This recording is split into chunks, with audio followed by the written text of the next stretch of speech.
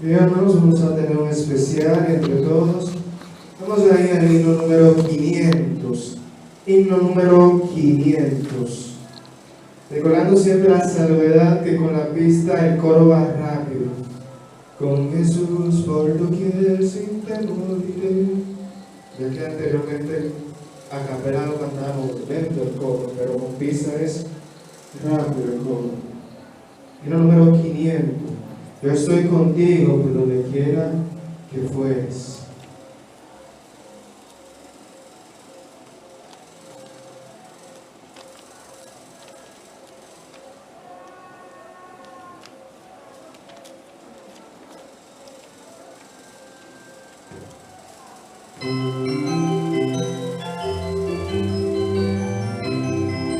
A servir a Cristo sin temor iré, donde Él te dirija mi seguro bien. Sin su compañía todo es turbación, mas si Él me guía no tendré temor. Con Jesús por doquier sin temor iré, si Jesús me guía nada temeré. Con Jesús por guía donde quiera voy, caminando en pos del seguro estoy. Y aunque padre y madre me hayan de faltar, Jesucristo nunca me abandonará. Con Jesús por doquier sin temor iré, si Jesús me guía nada temeré. Donde quiera con Jesús en tierra y mar, quiero ser su fiel testigo sin cesar. Y si por desierto mi camino va, un seguro haber que mi Jesús será. Con Jesús por doquier sin temor iré, si Jesús me guía nada temeré.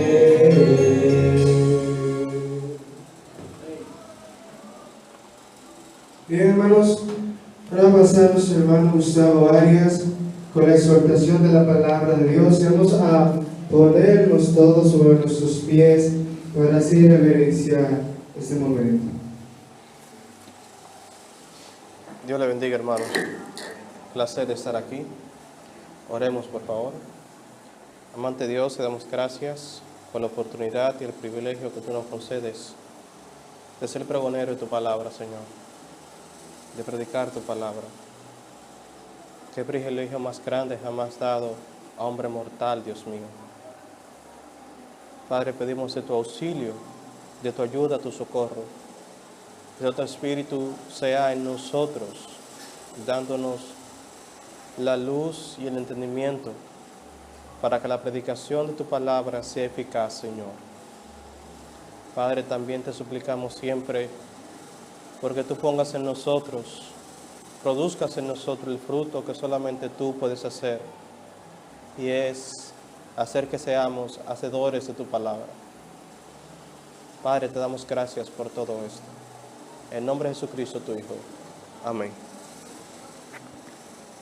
Por favor, abran sus Biblias, donde tuvimos la lectura en el Evangelio según San Juan, capítulo 5, el paralítico de Betesda. Evangelio según San Juan, capítulo 5. Y seguimos en nuestra serie, predicando el Evangelio de Juan. A manera de introducción, en ese pasaje se nos describe con minuciosidad uno de los pocos milagros que aparecen en el Evangelio de San Juan. A semejanza de otros hechos de la misma clase, da lugar a un discurso muy instructivo por parte del Señor. En esa porción de la palabra de Dios también podemos ver cuántas desgracias ha acarreado el pecado al mundo. Un hombre había estado enfermo por nada menos que 38 años. durante 38 largos inviernos, había sufrido bajo el peso del dolor y del martirio, y había visto que otros eran curados en las aguas de Betesda, y que regresaban a sus casas llenos de júbilo, pero para él no había remedio. Sin amigos, sin protección, sin esperanza, yacía cerca de las aguas milagrosas, pero no tenía de ellas alivio ninguno. Se pasaba año tras año y él permanecía en el mismo estado. Según parecía, solo la muerte podía poner fin a sus padecimientos. El tema central del capítulo 5 de Juan es la autoridad divina de Jesús. Y a partir de ese capítulo, la oposición al Señor es abierta. La oposición pasa de ser minuciosa y discreta a ser una oposición abierta. ¿Cuál es el detonante que provoca que los hombres se opongan abiertamente a nuestro Señor? Bueno, vamos a estudiar el verso, a estudiar el pasaje, y veamos qué fue lo que detonó la oposición al Señor. En Juan capítulo 5, verso 1 y 2 leemos: Después de esas cosas, había una fiesta de los judíos, y subió Jesús a Jerusalén. Y hay en Jerusalén, cerca de la puerta de las ovejas, un estanque, llamado en hebreo Betesda, el cual tiene 5 pórticos. Nosotros no sabemos con precisión si esta fiesta de la que está hablando Juan aquí era la Pascua. No tenemos manera de saberlo, pero presumimos que era la Pascua. En cuanto a la puerta de las ovejas, esta puerta está descrita en el libro de Nehemías, capítulo 3, verso 1, la cual fue edificada por el sumo sacerdote Eliasid con sus hermanos, los sacerdotes. Esta puerta, localizada en el extremo nordeste de la ciudad, era llamada así porque las ovejas destinadas para el altar del templo eran introducidas por ella. De Betesda, sabemos que significa casa de misericordia o casa de compasión. Este pasaje se encontraba cerca de la puerta de las ovejas. La ubicación exacta es ahora conocida y ha sido excavada. Está cerca de la iglesia de los Cruzados de Santa Ana. Evidentemente, por la multitud de enfermos reunidos en ese estanque, era conocido como un lugar donde ocurrían milagros de sanidades. Tampoco sabemos si esos milagros tenían lugar a lo largo del año o solo en determinadas ocasiones. El punto es que los milagros ocurrían en ese estanque. Y la multitud congregada es una evidencia de esos milagros. Leamos por favor el versículo 3 del capítulo 5. Dice: En esos yacía una multitud de enfermos, ciegos, cojos y paralíticos, que esperaban el movimiento del agua. Alrededor del estanque se encontraban muchos enfermos que habían acudido con la esperanza de ser sanados. Algunos eran ciegos, otros cojos y otros eran paralíticos. Esos varios tipos de enfermedades y dolencias son una imagen de las consecuencias directas e indirectas del pecado. Por ejemplo, en el Evangelio según San Juan, capítulo 5, verso 14, luego que el paralítico fue curado, el Señor le dijo: mira, has sido sanado, no peques más para que no te venga alguna cosa peor.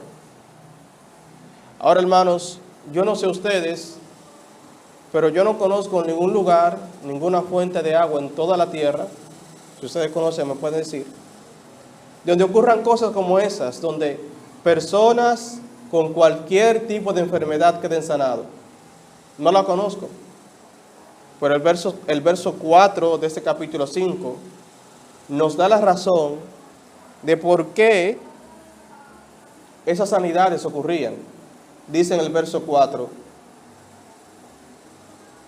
porque un ángel descendía de tiempo en tiempo al estanque y agitaba el agua, y el que primero descendía al estanque después del movimiento del agua, quedaba sano de cualquier enfermedad que tuviese. Se nos dice que un ángel descendía de tiempo en tiempo al estanque y agitaba el agua. Así el que primero entraba en el agua, en aquel momento, era sanado de su enfermedad. Y sin embargo, solo una persona podría recibir una sanidad. Eso nos lleva al punto siguiente. Jesús llega y se fija en un enfermo en particular. En el verso 5 dice, había allí un hombre que hacía 38 años que estaba enfermo. 38 años enfermo. Este hombre había sido paralítico durante 38 años. Eso significa que estaba en esta condición incluso antes de que naciese Salvador. ¿A qué edad murió Cristo? 33 años. Evidentemente el hombre estaba enfermo antes de que Jesús naciese. Este hombre tenía 38 años viendo los sacrificios pasar por la puerta de las ovejas. Tenía 38 años viendo desfilar aquellas ovejas que tipificaban al Cordero de Dios que quita el pecado del mundo. Este hombre tenía 38 años cerca de la puerta de las ovejas, viendo pasar los sacrificios que tipificaban aquel Cordero que vendría un día y pondría fin al pecado y a sus efectos. Por ejemplo, si usted va conmigo a Isaías capítulo 53, verso 5, hablando del Señor, Isaías dice, mas Él herido fue por nuestras rebeliones, molido por nuestros pecados. El castigo de nuestra paz fue sobre Él, y por su llaga fuimos nosotros curados. Esa palabra curado no se refiere únicamente a la sanidad física, aunque mucha gente se enfoca en eso. Lo que Isaías está diciendo, que llegaría este siervo sufriente del Señor, que revertiría todos los efectos y todos los daños que causan el pecado en nuestra vida. Pero hay más. El hombre tenía 38 años, no solamente en la puerta de las ovejas. Él tenía 38 años en Betesda. ¿Qué decíamos que significa Betesda? Casa de misericordia, ¿verdad? Él tenía 38 años en la casa de la misericordia, esperando recibir alguna misericordia o alguna compasión. Eso es irónico. ¿Cuántas cosas habrán pasado por la cabeza de este hombre en esos 38 años? 38 años viendo sacrificios de ovejas pasar y desfilar, y esos sacrificios no podían hacer nada por su condición. 38 años esperando que Dios tenga misericordia de él. En Juan capítulo 1, verso 17, ahí tenemos un contraste. En Juan capítulo 1, verso 17, el apóstol Juan, en su prólogo al Evangelio, dice, pues la ley por medio de Moisés fue dada, pero la gracia y la verdad vinieron por medio de Jesucristo.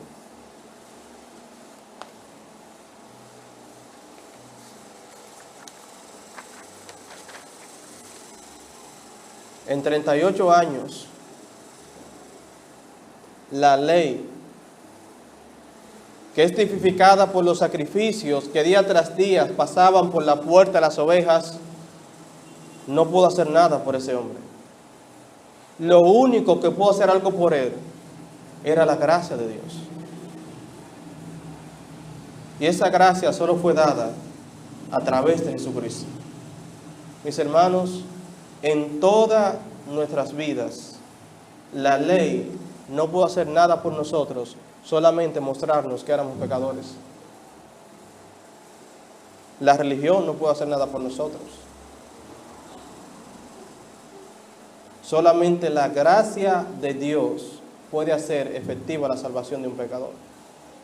Y esa gracia es dada única, sola y exclusivamente por Cristo.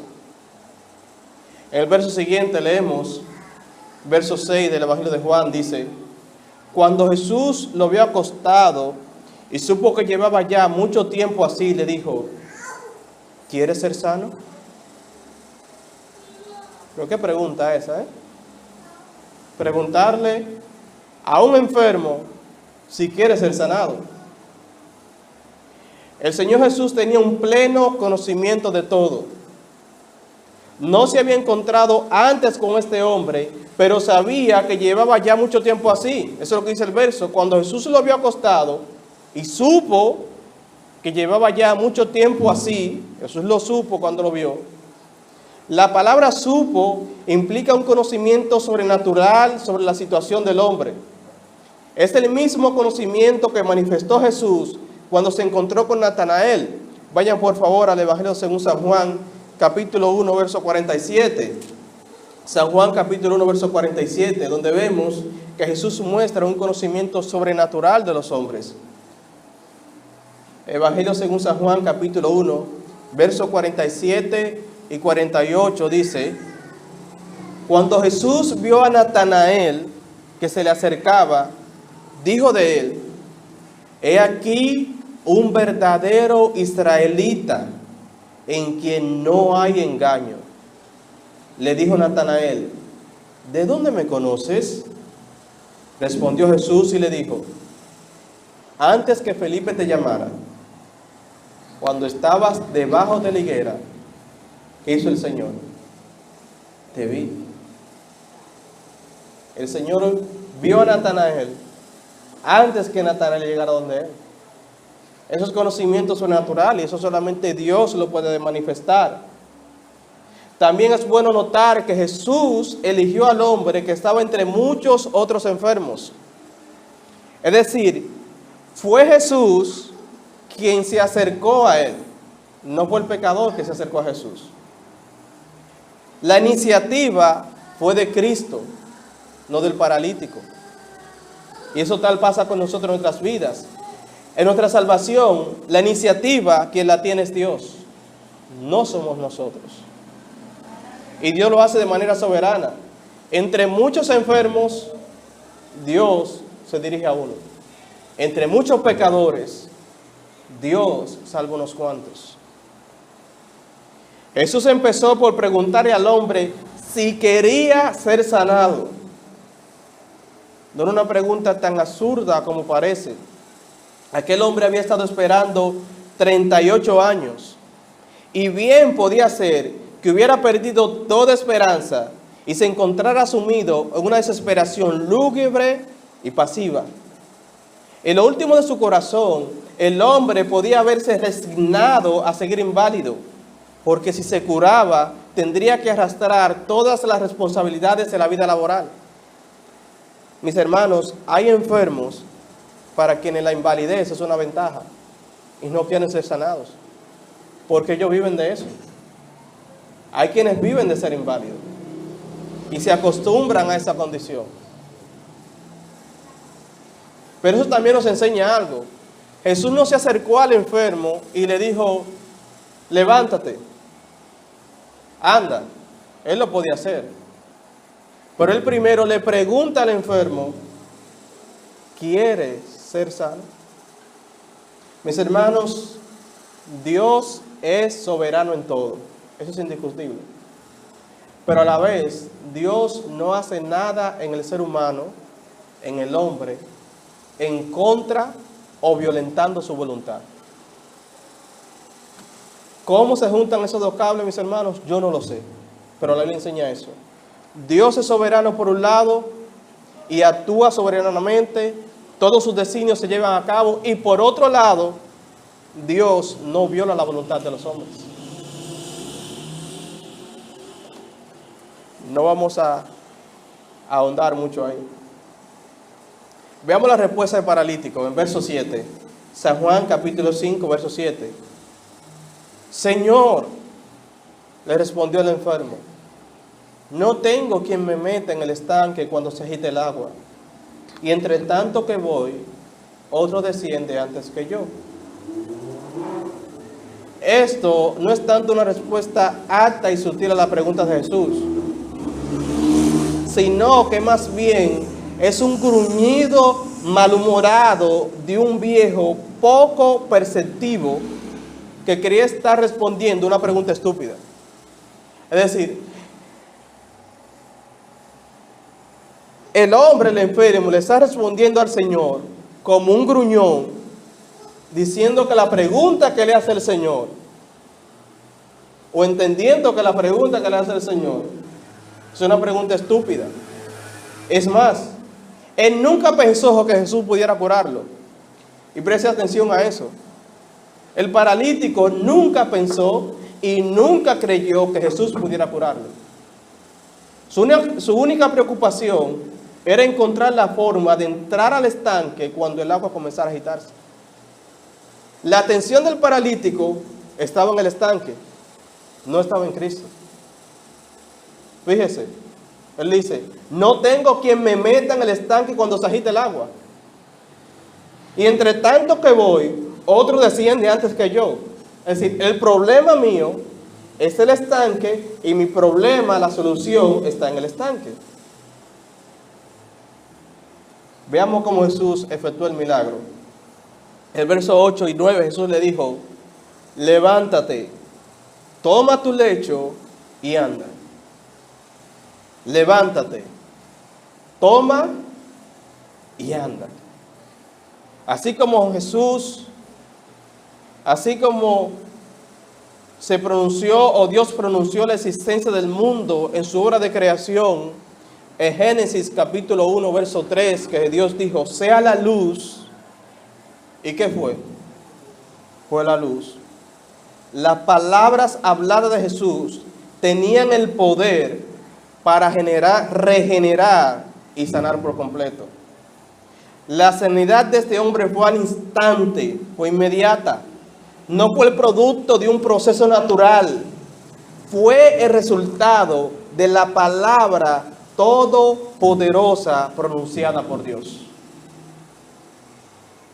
Y la sanidad fue tan completa que el hombre tuvo la plena capacidad de levantarse, cargar el lecho y andar con el lecho cargado. Es decir, eso no fue el producto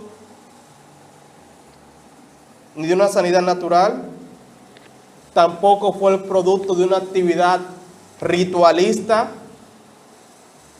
tampoco fue el producto de una supuesta reunión de sanidad. No, fue el producto de que Dios dijo, y si Dios dijo, tiene que ser. Levántate, toma tu lecho y anda. El lecho era una camilla. Recuerda, mis hermanos, que yo le hacía énfasis en que el hombre no esperaba que Jesús le sanara. ¿Sabe qué podemos aprender de eso? Una de las mentiras más crueles de los supuestos sanadores de hoy en día, y digo sanadores entre comillas, es que las personas no se sanan por su falta de fe. Es decir, las personas no se sanan porque son incrédulos. Esa es la excusa de ellos. Pero este hombre fue sanado a pesar de su incredulidad. Y también fue sanado a pesar de no conocer a Jesús. Fue simplemente que Dios dijo y fue hecho. Ese es el poder de Dios actuando. ¿Te recuerdan el cojo de la hermosa también? El cojo de la hermosa eran Juan y Pedro. ¿El cojo de la hermosa esperaba ser sanado? ¿Tenía el cojo de la hermosa la expectativa de que él habría de ser sanado en ese momento? ¿Qué era lo que le esperaba? ¿Qué era lo que el cojo de la hermosa esperaba? Limosnas. Es decir, Dios sanó al cojo de la hermosa a pesar de que el cojo de la hermosa no tenía fe ni esperaba la sanidad. Igualmente con ese paralítico. Mis hermanos, el poder de Dios y el don de Dios no está limitado a la fe de los hombres. El poder de Dios es el poder de Dios. Veamos la reacción de los judíos. Verso 9. Verso 10, perdón. Entonces los judíos dijeron a aquel que había sido sanado: es día de reposo, no te es lícito llevar tu lecho.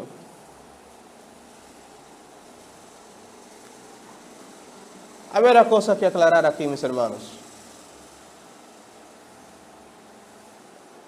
Los judíos están acusando a este hombre de violar un mandamiento. Y sin lugar a dudas, ellos se referían a lo que dice el cuarto mandamiento en el libro de Éxodo, capítulo 20, verso 4, verso 8. Por favor, vayan conmigo, lo voy a leer rápidamente. Vamos a ver el contenido de ese mandamiento. A ver si realmente el hombre estaba violando el cuarto mandamiento. Libro de Éxodo, capítulo 20, verso 8 dice: acuérdate del día de reposo para santificarlo. 6 días trabajarás y harás toda tu obra, mas el séptimo día es reposo para Jehová tu Dios. No hagas en él obra alguna, tú, ni tu hijo, ni tu hija, ni tu siervo, ni tu criada, ni tu bestia, ni tu extranjero que está dentro de tus puertas. Porque en 6 días hizo Jehová los cielos y la tierra, el mar y todas las cosas que en ellos hay, y reposó en el séptimo día. Por tanto, Jehová bendijo el día de reposo y lo santificó. Según los fariseos, llevar una cama en el día de reposo era trabajo y por lo tanto era ilegal. Que el hombre cargara su lecho no quebrantaba una ley del Antiguo Testamento. Es decir, el mandamiento no prohíbe que un hombre sanado milagrosamente cargue su lecho. Lo que realmente el hombre está quebrantando es la interpretación que los fariseos daban al mandamiento de Dios. Acuérdate del día de reposo para santificarlo. Esta es una de las muchas leyes que agregaron a la ley del Antiguo Testamento. Veamos por favor otro pasaje. Está en Jeremías, capítulo 17, verso 19, en que quizás los escribas y fariseos pudieran haberse apoyado para acusar a ese hombre de quebrantar el día de reposo. Jeremías, capítulo 17, verso 19, dice: Jeremías, capítulo 17, verso 19, dice: así me ha dicho Jehová, ve y ponte a la puerta de los hijos del pueblo, por la cual entran y salen los reyes de Judá, y ponte en todas las puertas de Jerusalén, y diles: oíd la palabra de Jehová, reyes de Judá, y todo Judá, y todos los moradores de Jerusalén, que entráis por esas puertas. Así ha dicho Jehová: guardaos por vuestra vida de llevar carga en el día de reposo, y de meterla por las puertas de Jerusalén. Ni saquéis carga de vuestras casas en el día de reposo, ni hagáis trabajo alguno, sino santificad del día de reposo como mandé a vuestros padres. Pero ellos no oyeron, ni inclinaron su oído, sino endurecieron su cerviz para no oír, ni recibir corrección. No obstante, si vosotros obedeciereis, dice Jehová, no metiendo carga por las puertas de esa ciudad en el día de reposo, sino que santificareis el día de reposo, no haciendo en él ningún trabajo, entrarán por las puertas de esa ciudad en carros y en caballos los reyes y los príncipes que se sientan sobre el trono de David, ellos y sus príncipes, los varones de Judá y los moradores de Jerusalén, y esa ciudad será habitada para siempre. Y vendrán de las ciudades de Judá, de los alrededores de Jerusalén, de tierra de Benjamín, de la Céfela, de los montes y del Neguet, trayendo holocaustos y sacrificio, y ofrenda e incienso, y trayendo sacrificios de alabanza a la casa de Jehová. Pero si no me oyeres, para santificar el día de reposo, y para no traer carga, ni meterla por las puertas de Jerusalén en el día de reposo, yo haré encender fuego en sus puertas, y consumirá los palacios de Jerusalén, y no se apagará. Aparentemente aquí prohíbe que se haga la carga, pero ¿qué es lo que se está prohibiendo realmente? ¿Cuál es el contexto? Fíjense en el verso 7, verso 21, por favor, del capítulo 17.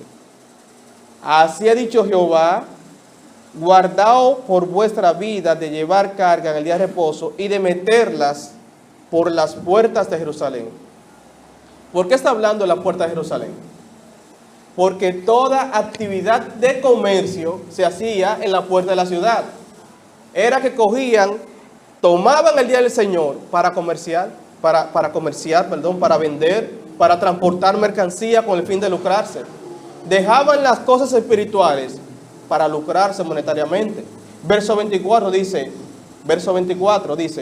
no obstante, si vosotros me obedeciereis, dice Jehová, no metiendo carga por las puertas de esta ciudad en el día de reposo, sino que santificaréis el día de reposo, no haciendo en él ningún trabajo.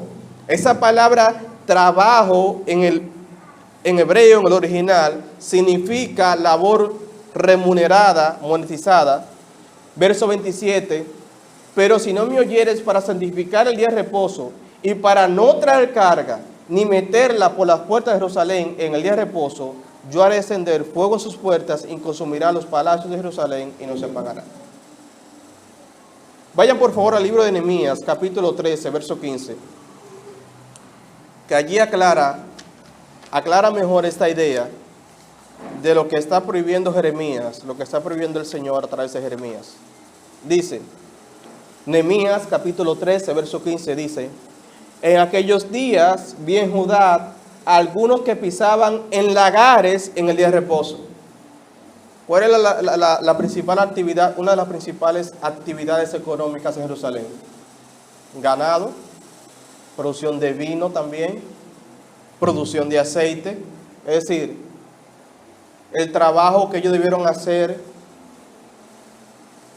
en los 6 días correspondientes, remunerado, lo estaban haciendo ese día.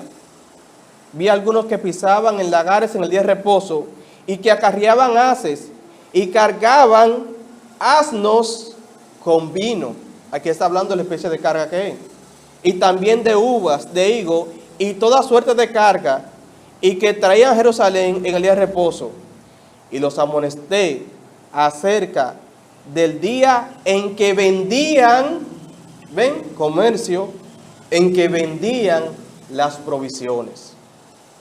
El problema era que tomaban el día del Señor, el día de reposo, para cargar mercancías al mercado, en vez de dedicarse a la cosa del Señor.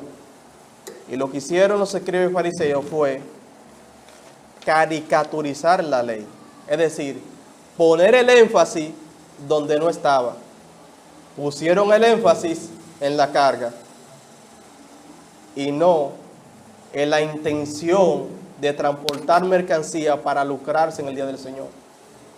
Hermano, tenemos 6 días para el sustento de nuestras vidas y un día para dedicarlo al Señor.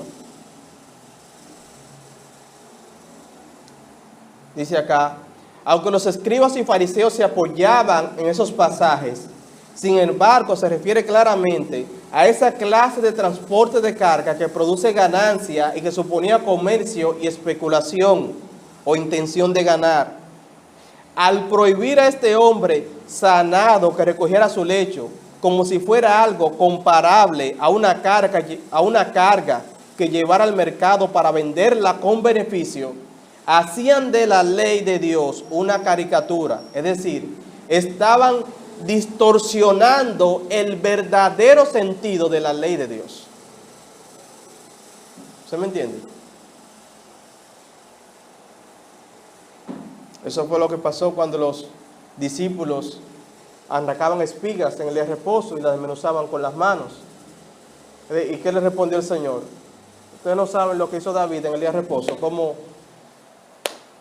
tuvo hambre, fue a la casa del Señor y comió los panes de la propiciación, que estaban calientes. Es decir, esos panes fueron quitados en el día de reposo y comió él y lo que con él estaba.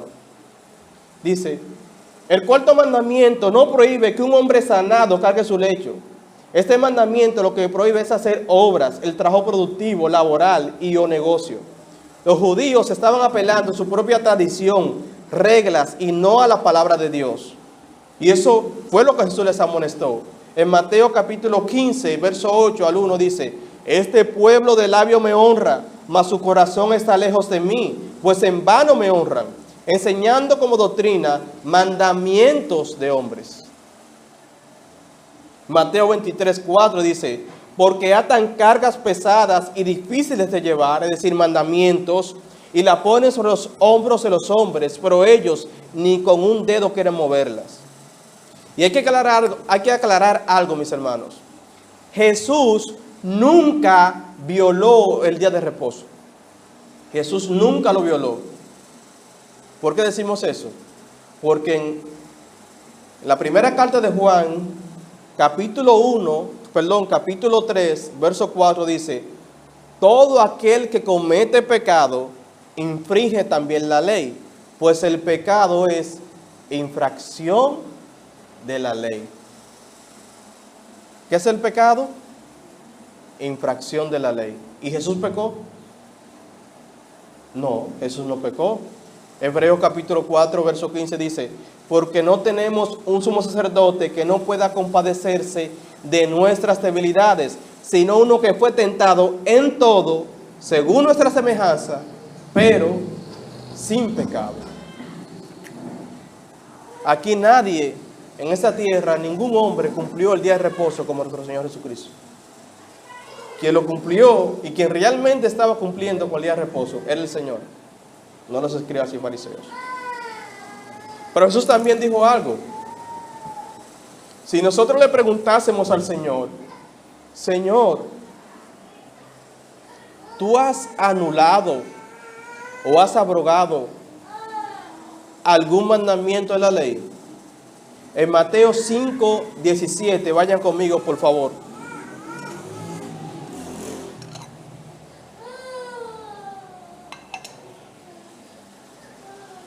Y estoy diciendo eso, mis hermanos, porque por ahí hay muchas personas diciendo que Jesús anuló el Antiguo Testamento.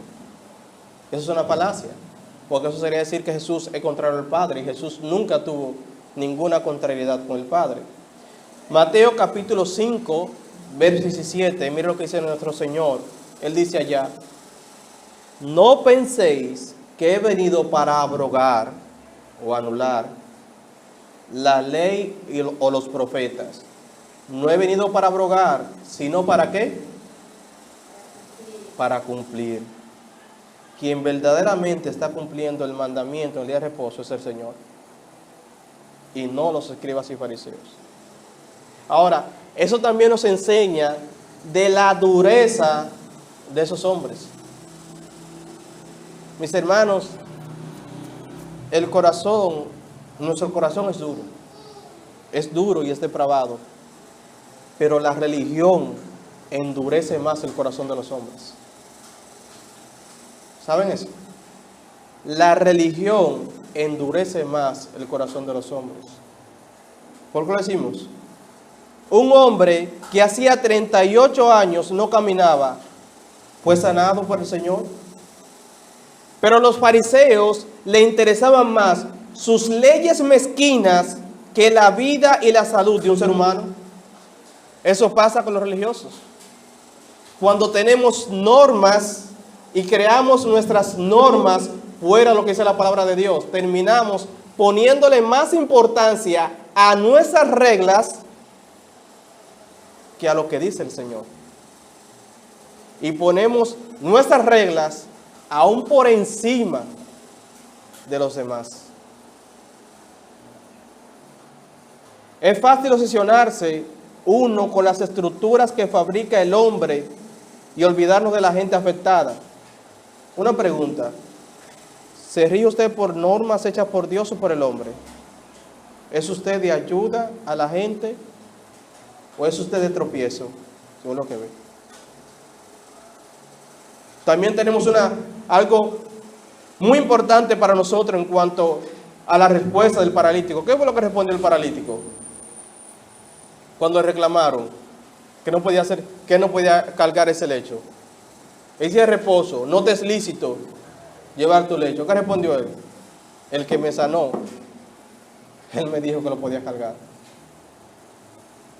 ¿Sabe qué está haciendo el paralítico? Él está responsabilizando a Jesús de lo que él está haciendo. Mis hermanos, si alguien nos ataca y quiere poner entredicho nuestra salvación, como hay muchos grupos hoy, porque nosotros no guardamos las normas y las reglas que ellos tienen, pero que no son de la Biblia, no discutamos con ellos. Pongámosle a Cristo por delante y hagamos a Cristo responsable de nuestra salvación. En Juan capítulo 6, verso 47, ¿qué dice el Señor? Él dice, de cierto os digo, el que cree en mí tiene vida eterna. Punto. Ahí no hay más nada. El que cree en mí tiene vida eterna. Y hagamos responsable de eso a Cristo. No, que ustedes hacen eso, no hacen aquello. Cristo dijo, el que cree en Él tiene vida eterna. Punto. Quitémosle el polvo a la palabra del Señor y apoyémonos directamente a lo que Cristo hizo. Bien, mis hermanos, hasta aquí llegamos. Padre, gracias por tu palabra. Gracias, Señor. Qué bueno es. Ayúdanos, Dios mío, a vivir conforme a ella y a ser hacedores. Te lo suplicamos en el nombre de Jesús. Amén.